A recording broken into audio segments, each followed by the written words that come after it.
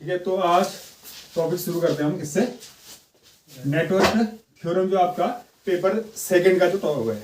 ठीक है, आप बेसिक से शुरू करेंगे। बिल्कुल बेसिक से पहले आपको कुछ सिंबल्स मैं बता रहा हूँ ये क्या होता है। अगर आपको कहीं पर ऐसा या ऐसा सिंबल दिखता है तो ये क्या होता है, ये होता है रेजिस्टेंस। क्या होता है, रेजिस्टेंस। और ये क्या होता है, रेजिस्टेंस। वोल्टेज, अगर आपको ऐसा और ऐसा कहीं पर लिखा हुआ है तो ये वोल्टेज है। ठीक है, अगर आपको इस तरह का कहीं पर सिंबल दिख रहा है तो ये करंट को दिखाता है, ये वोल्टेज को दिखाता है और ये रेजिस्टेंस को दिखाता है। ठीक है, अब इसमें दो चीजें होती हैं, एक होता है एसी, एक होती है डीसी। जो एसी होगी ना, एसी को ऐसे दिखाया होगा, देखो ये इस तरीके से, ये एसी का है, और डीसी का दिखाया होगा प्लस या minus.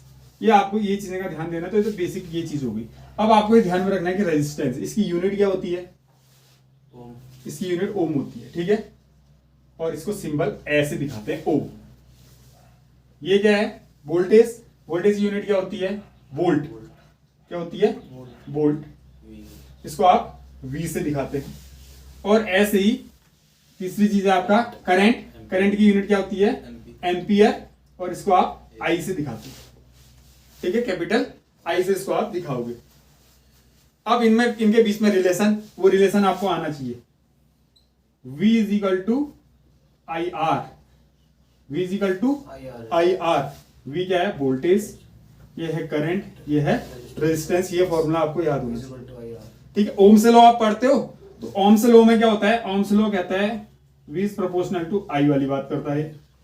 V is proportional to आई, और वहां पे एक कांस्टेंट पैदा हो जाता है। ये प्रोपोर्शनल का साइन होता है। जैसे मैं प्रोपोर्शनल हटाऊंगा तो यहाँ पर आर कांस्टेंट आ जाएगा और ये आई हो जाता है। डेफिनेशन अभी मैं बात नहीं कर रहा हूँ कि किसी धारा में भौतिक और उसके अन्य पैरामीटरों को कांस्टेंट रखते हुए जो करंट है वो वोल्टेज के प्रोपोर्शनल होती है।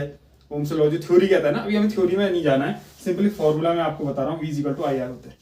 ऐसे फिर एक चीज होती है पावर। क्या होता है, पावर। ये पहले ये चीजें हमें पता होनी चाहिए। पावर को हम दिखाते हैं P से। इसकी यूनिट क्या होती है, पावर को किससे दिखाते हैं, वॉट।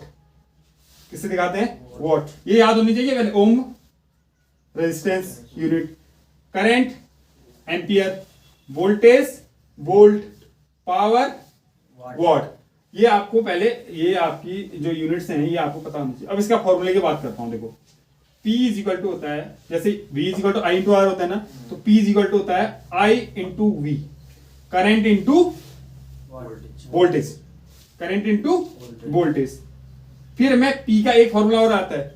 P का दूसरा फॉर्मूला क्या होता है, देखो V की जगह मैं आई आर रख दूं, ये V की जगह आई आर लिख दूं तो क्या बन जाएगा, देखो V की जगह आई आर रख दिया आपने तो क्या बन गया, आई स्क्वायर आर। ठीक है, एक फॉर्मूला और बनता है इसका। क्या बनता है, देखो I इज इक्वल टू, इसी फॉर्मूले I इज इक्वल टू क्या बन जाएगा, यहां से अगर ध्यान से देखो, I इज इक्वल टू हो जाएगा V अपॉन आर। ये R नीचे आ जाएगा ना इसका, तो I is equal to V upon R. इस फॉर्मूले आप I की जगह ये रखो, V अपॉन आर, और दूसरा क्या है V, तो क्या बन गया V स्क्वायर अपॉन आर। ये तीन फॉर्मूले आपके यूज करने पड़ेंगे। आपको मेनली पहले ये फॉर्मूला याद होना चाहिए। ठीक है, बाकी फिर मैंने एक जगह V की वैल्यू रखी आई आर, तो ये फॉर्मूला बन गया। एक जगह I की वैल्यू रखी V अपॉन आर, तो ये फॉर्मूला बन गया। तो आपके कितने फॉर्मूले बन गए यहाँ पर को, तीन फॉर्मूले में बन गए।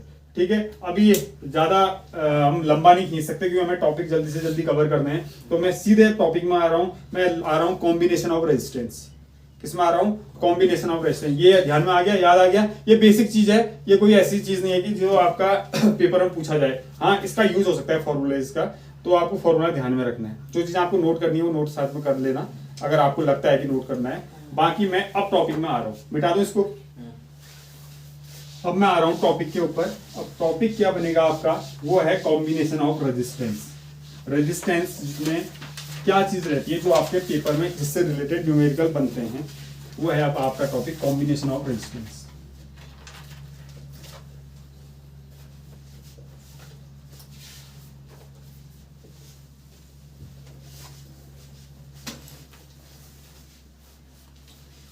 अब रेजिस्टेंस जो होता है वो क्या होता है, रेजिस्टेंस जो होता है वो करंट को फ्लो होने से रोकता है।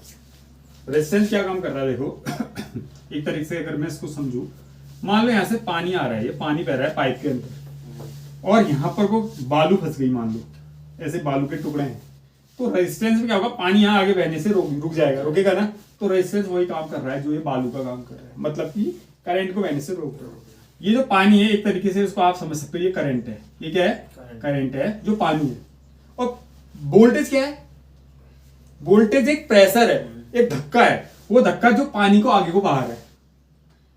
अगर पीछे से आप धक्का दोगे, पाइप खोलते हो ना, एक प्रेशर आता है उसमें, पीछे धकेल आता होगा जिसकी वजह से आगे को बहता है। तो वोल्टेज, करंट और ये, तो अब आपको रेजिस्टेंस को समझना है कि रेजिस्टेंस वो चीज है जो आपके करंट को बहने से रोक रहा है। तो अब इसी का कॉम्बिनेशन होते हैं, उसके कॉम्बिनेशन पढ़ते हैं। पहला कॉम्बिनेशन आपका रहता है इसका सीरीज कॉम्बिनेशन। क्या कॉम्बिनेशन, सीरीज कॉम्बिनेशन। रेजिस्टेंस का जो सीरीज कॉम्बिनेशन है वो क्या होता है, इसको जरा देखते हैं।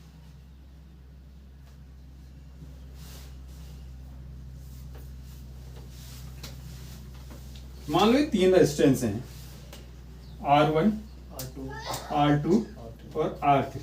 अब इसको आपसे कहा जाए कि सीरीज में जोड़ो, तो सीरीज में जोड़ने का बड़ा सिंपल चीज होती है। एक टर्मिनल इसका ये है, तो इसके इस टर्मिनल से इसके ये वाले टर्मिनल को ऐसे जोड़ दो, इसके लास्ट टर्मिनल से इसके फर्स्ट टर्मिनल को ऐसे जोड़ दो, बस ऐसे रख दो, लास्ट कॉर्नर अपना रहता है। तो ये सीरीज कॉम्बिनेशन होता है। अब सीरीज कॉम्बिनेशन को पहचानते कैसे हैं, देखो अगर मान लो इससे करंट फ्लो हो रही है आई, इससे क्या फ्लो हो रही है, करंट आई, तो ये जो करंट जब फ्लो होगी ना, यहां से जाएगी।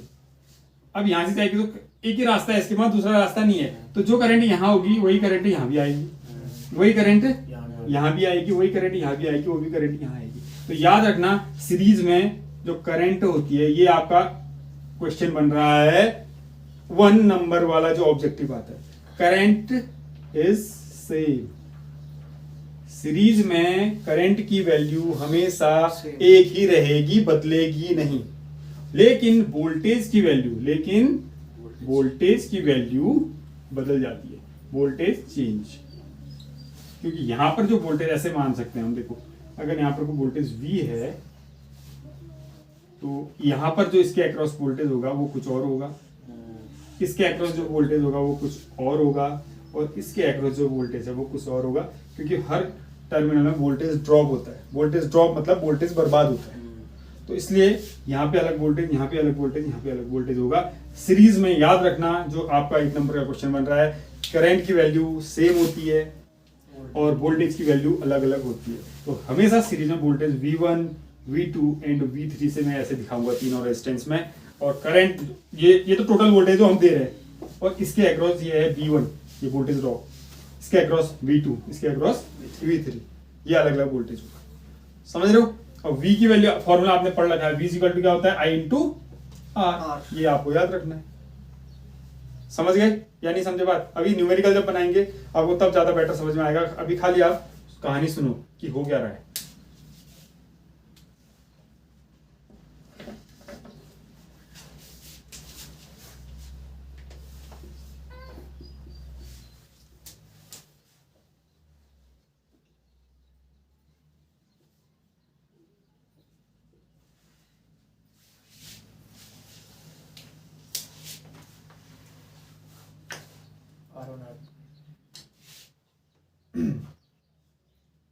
अब अच्छा, इसमें एक चीज और बतानी थी आपको कि इसमें रेजिस्टेंस का, अगर आपसे ये कहा जाए कि ये जो रेजिस्टेंस है ना, ये टोटल रेजिस्टेंस कितना होगा, इसका R1 और R2 और R3, इसका टोटल रेजिस्टेंस कितना होगा, ये अगर आपसे पूछा जाए तो आपको उसको हम कहते हैं R इक्विवेलेंट। टोटल वो होता है आपका R1 plus R2 plus R3। ये चीज भी आपने ध्यान में रखनी है कि सीरीज कॉम्बिनेशन में रेजिस्टेंस डायरेक्टली सीधे सीधे जुड़ जाते हैं। अगर जैसे इसकी वैल्यू 2, इसकी वैल्यू 3, इसकी वैल्यू 4 होगी, तो आप 2 प्लस 3 प्लस 4 करोगे, टोटल R इक्विवेलेंट निकल जाएगा। ऐसा आपसे पेपर में कई बार पूछा जाता है कि R इक्विवेलेंट निकालो, लेकिन वो इतना सिंपल नहीं पूछेगा, वो सीरीज और पैरेलल कॉम्बिनेशन के साथ पूछेगा। अब पैरेलल कॉम्बिनेशन में क्या होता है, पैरेलल कॉम्बिनेशन में आपका याद रखना, जो करंट होती है वो चेंज होती है। करंट क्या होती है, चेंज, लेकिन वोल्टेज क्या होता है, सेम रहती है, वोल्टेज सेम। ये दो चीजें पहले आपने ध्यान में रखनी है, दोनों में अंतर कि पैरेलल कॉम्बिनेशन में करंट जो होगा वो बदलेगा और जो वोल्टेज होगा वो क्या रहेगा, सेम रहेगा। ठीक है, अब ये सेम रहेगा या चेंज होगा, इसका आप कॉम्बिनेशन अगर आप देखते हो तो आप इसका कॉम्बिनेशन कुछ इस तरीके से होगा। देखो इसको मैं मिटा देता हूं।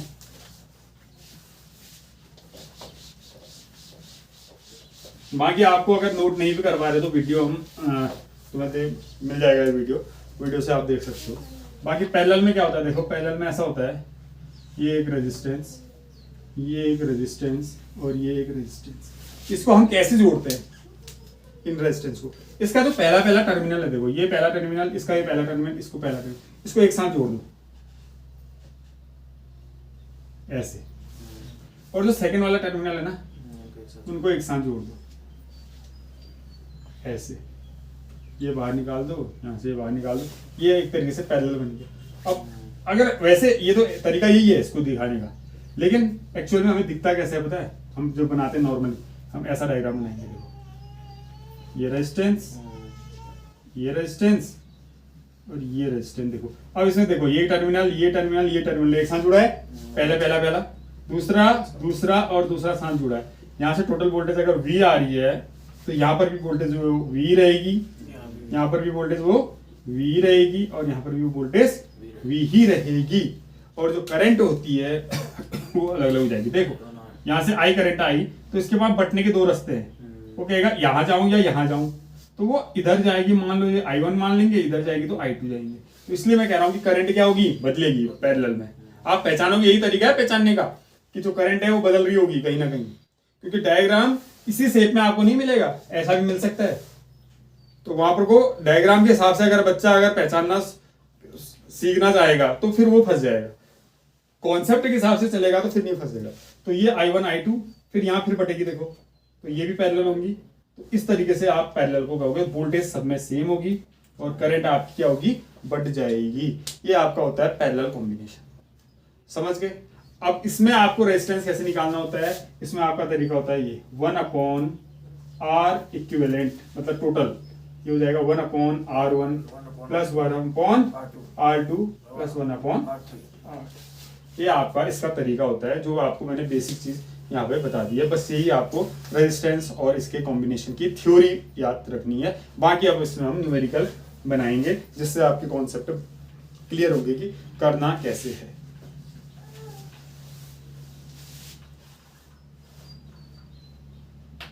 बस ये दो चीजें याद रखना, करंट का क्या रहता है और वोल्टेज का क्या रहता है, ठीक है। अब इसके बाद मैं इसका थोड़ा कॉम्बिनेशन के न्यूमेरिकल करवा देता हूँ और आपको दो फॉर्मूले और बताऊंगा, वोल्टेज डिवीजन रूल और करंट डिवीजन रूल।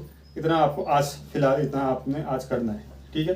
तो मैं फटाफट से इसको मिटा रहा हूँ, 2-4 न्यूमेरिकल करवाता हूँ ताकि जिससे आपको पता चले कि क्वेश्चन करना कैसे होता है।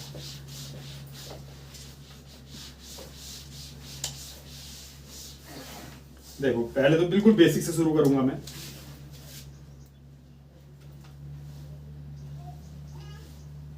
ये रेजिस्टेंस है, मान लो ये 2 ओम है, ये 3 ओम है और ये 4 ओम है। आपसे पूछा जाएगा कि टोटल आर इक्विवेलेंट निकालो, तो आप आराम से निकाल सकते हो। टोटल आर इक्विवेलेंट कितना होगा, 9 हो जाएगा। बिल्कुल 3 2 5 4 9, तो 9 ओम आपका आ गया। बिल्कुल सिंपल चीज है। ये तो सीरीज वाली बात हो गई। अगर यही चीज आपसे पैरेलल में पूछी जाए, ये सेम, ये और ये, पहले सीरीज और पैरेलल पहचानना भी आना चाहिए। हाँ, इसी में कहा आपसे ये 2, ये 3 और ये 4 ओम का है, तो आपको कहेगा कि बताओ कितना होगा पैरेलल इसका टोटल आर इक्विवेलेंट। तो आपके पास ऑप्शन वही है 1/2 प्लस 1/3 प्लस 1/4। ये आर इक्विवेलेंट भी जो मैंने लिखा है ये 1/, होगा। हाँ, ये 1/R इक्विवेलेंट। अब आप इसका एलसीएम लो, एलसीएम आता है 12 हो जाता है। 3 6 जा तो ऊपर 6, 3 4 जा 3 चक्को 12, 4 3 12 तो 13/12। ये क्या आया 1/R इक्विवेलेंट। तो आर इक्विवेलेंट कितना हो जाएगा, उल्टा कर दो इसको भी, 12/13 ये हो जाएगा। समझ गए? बिल्कुल सिंपल चीज है, ऐसे करना पड़ेगा। अच्छा, इसका एक तरीका और है कैसे निकालते हैं। इसका एक तरीका और है, पहले मैं ऐसा कर सकता हूँ, इन दोनों का कॉम्बिनेशन निकाल लूं, 2 का। इसका फॉर्मूला बता देता हूँ क्या होता है। देखो इन दोनों का कॉम्बिनेशन अगर 2 में पैरेलल निकालना है ना, तो उसका फॉर्मूला होता है सिर्फ 2 का। हाँ, अभी 3 का नहीं बता रहा हूँ, 3 का फिर अलग फॉर्मूला होता है। 2 का फॉर्मूला होता है, देखो आर इक्विवेलेंट बराबर R1 R2 upon R1 plus R2। देखो इसको सॉल्व करो, R1 R2 2 × 3 कितना 6, दोनों का एडिशन कितना हुआ 5। तो आर इक्विवेलेंट कितना आया 6/5। तो इन दोनों का रेजिस्टेंस जो निकल के आया ना ये आ गया इतना 6/5। फिर आप क्या करो, फिर आप ऐसा बना दो ये और ये 4 और ये कितना आया था 6/5। फिर ये फॉर्मूला अप्लाई करो R1 R2 6/5 इंटू 4/6/5 प्लस 4। नहीं दिख रहा क्या? दिख रहा। थोड़ा इधर लिख लेता हूँ, यहाँ पे कर देता हूँ। वो याद है तुम्हें कितना था 12/13 आया था, कितना आया था? चलो ये देखो। अब इसका क्या हुआ R1 R2 6/5 इंटू कितना था 4/6/5 प्लस 4। ये मल्टीप्लाई करो तो 24 हो जाएगा 24/5। इसका अगर आप एलसीएम लोगे तो कितना आएगा एलसीएम 5। ये तो 6 है और ये 5 को 20।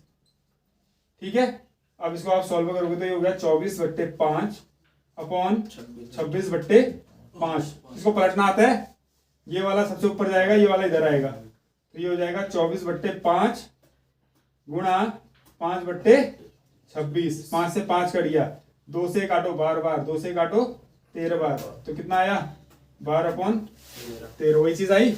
तो आप ऐसे भी निकाल सकते हो दो के कॉम्बिनेशन से। फिर वैसे 3 का भी फॉर्मूला भी होता है 3 का। ठीक है, अब छोड़ो फॉर्मूला क्या, आप ऐसे निकाल लोगे तो आप इस तरीके से आप इसको निकाल सकते हो। ये तो कॉम्बिनेशन हो गया। पैरेलल का कैसे निकालते हैं, सीरीज का तो सिंपल है, पैरेलल में थोड़ा मेहनत लगती है। ये आ रहा है समझ में? थोड़ा मेरे को तेज भी चलना पड़ेगा हाँ, क्योंकि बाकी आपको घर में मेहनत करनी पड़ेगी, समझ में यहाँ पर आना चाहिए। बाकी फिर प्रैक्टिस आपकी है घर में कि आप प्रैक्टिस कैसे करोगे। मैं एक चीज और बता दे रहा हूँ इसमें,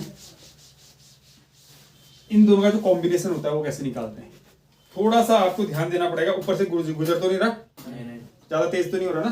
देखो अब एक चीज और देख लेते हैं। मान लो सीरीज में ये जुड़े हैं और ऐसे भी है, देखो ये इस तरीके का अगर कॉम्बिनेशन आ जाए, मान लो ऐसा पेपर में आते हैं। फिर अब इससे थोड़ा टिपिकल आएंगे, लेकिन अभी तो मैं बेसिक बता रहा हूँ। मान लो ये वोल्टेज V है, अभी हमें आर इक्विवेलेंट निकालना है। ये मान लो 2, ये मान लो 4, ये मान लो 2, इसको मान 3 मान लेते हैं। ऐसे रैंडमली मैंने नाम दे दिया। अब आपसे कहा है कि टोटल R की वैल्यू निकालो। ध्यान से पहले मेरी बात सुनना, मैं करने वाला क्या हूं। पहले तो सबसे पहले छांटना है कौन सीरीज में है और कौन पैरेलल में है। अब आप देखो यहां मैंने वोल्टेज दिखाया तो करंट यहां से बहेगी, करंट I, इसमें से यही करंट यहां भी आ जाएगी। अगर ये मान लो I करंट है तो I करंट ही यहां पर पहुंचेगी, क्योंकि ये एक तरीके से सीरीज टाइप का बना। यहां से करंट लेकिन बटेगी, बट रही है। मान लो यहाँ I1 गई और यहाँ I2 गई, तो ये दोनों पैरेलल हो गए। अब ये I1 यहाँ आई तो ये भी I1 ही रहेगी यहाँ, फिर यहाँ आएगी तो फिर बटेगी नहीं बटेगी भैया, रास्ता तो वही है, रास्ता थोड़ा बता। यहाँ भी I1 ही रहेगी, तो खुद देखो आप। अब आपने यहाँ निकालना R इक्विवेलेंट, यहाँ पे आपको R इक्विवेलेंट की वैल्यू यहाँ देनी है।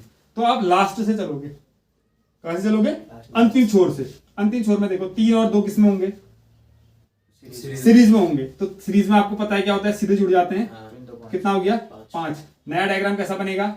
नया डायग्राम देखो कैसा बनेगा, मैं मिटा रहा हूं, तुम तो अलग से बनाओगे डायग्राम, मैं मिटा रहा हूं। ये 5 हो जाएगा अब, क्योंकि हमने जोड़ दिया। ऐसे रिड्यूस करते हैं। ये कितना हो गया 5। अब 5 और 4 किसमें है? यहाँ I1 और यहाँ I2 पैरेलल है। पैरेलल का अभी आपने फॉर्मूला पढ़ रखा था, R equivalent equal to R1 R2 4 गुणा 5/4 धन 5, कितना आया 20/9, 20/9। नया डायग्राम कैसा बनेगा? ये देखो नया डायग्राम ऐसा बन गया भाई। अब ये बन गया नया डायग्राम, और ये 4 नहीं रहा, 20/9। अब देखो ये करंट ये और ये किसमें होंगे? सीरीज में होंगे, क्योंकि सेम करंट बह रही है। देख रहे हो? तो अब 20/9 में किसको जोड़ दोगे? सीधे जोड़ दोगे 2 को, तो ये कितना हो जाएगा? एलसीएम लोगे 9, ये 20 और 9 से 18 सीधे सीधे गुणा कर दो, कितना हो जाएगा 18। ये आ गया 38/9। तो ये आपका R इक्विवेलेंट कितना आया? 38/9। ऐसे आप निकालोगे तो ये 38/9 आपका R इक्विवेलेंट आ गया। बात समझ गए? तो इसी लेवल के आपके क्वेश्चन इसमें आते हैं। अब इसी में क्वेश्चन क्या करता है, कई बार घुमा के दे देता है, और जहां पर आपको पता ही नहीं चलेगा कि ये सीरीज है या पैरेलल है। बात समझ रहे हो? सीरीज है या पैरेलल है, इस चीज का आपको इसमें पता नहीं चलेगा। तो आपको इस लेवल के अगर क्वेश्चन आते हैं तो आप कैसे बनाओगे? मैं एक क्वेश्चन आपको दे रहा हूँ, आप खुद बनाना। ठीक है, एक क्वेश्चन आपको दे रहा हूँ, ये आप खुद ट्राई करो। बाकी फिर देखते हैं आपको आगे और बताऊं या इतने में पहुंच करूं मैं, क्योंकि ऐसा है ना, फंसना भी चाहिए।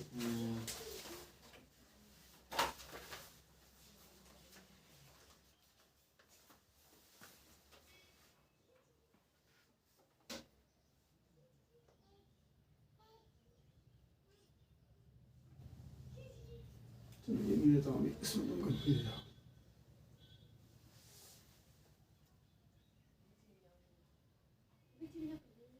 दो चार, दो दो चार, चलो इसका निकालो आर इक्विवेलेंट फटाफट से।